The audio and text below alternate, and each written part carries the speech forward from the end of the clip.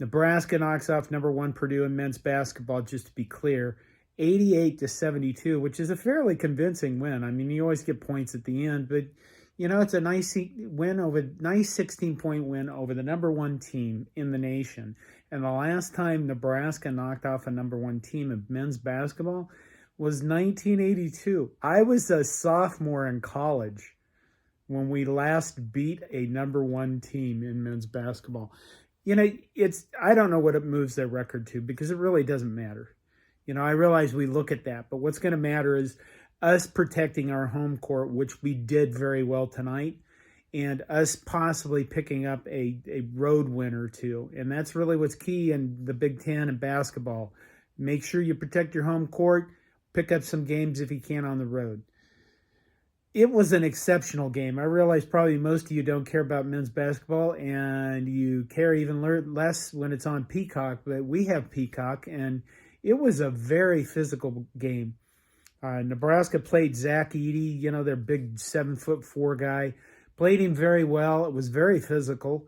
I thought that at some point the refs would get into that ticky-tack foul call stuff.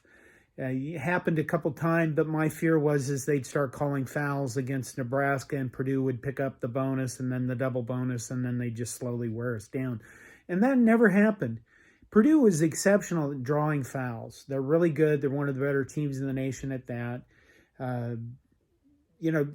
Nebraska did an exceptional job of defending them without drawing fouls.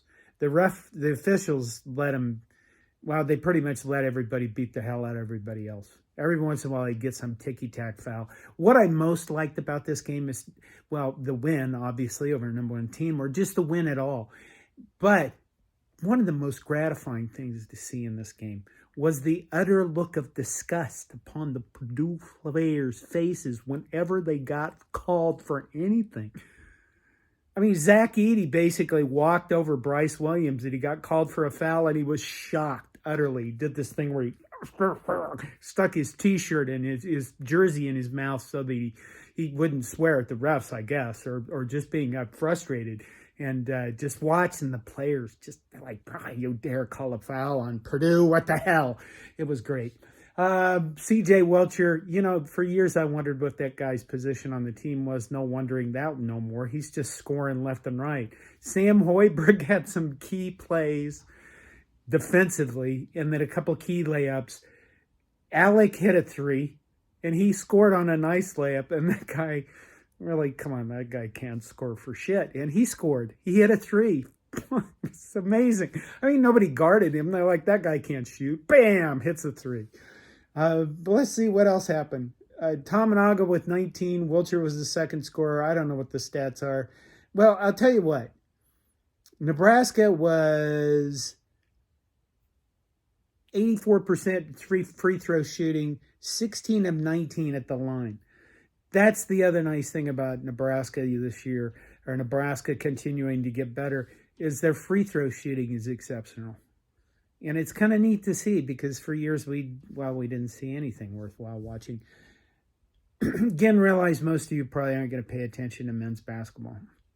Great win for Nebraska. This could be, a good season, the good season we've all been waiting. I've been waiting my whole life for it, and I'm probably guarantee I'm older than you. That's a long time. Camp Pavelka, I'm all exhausted.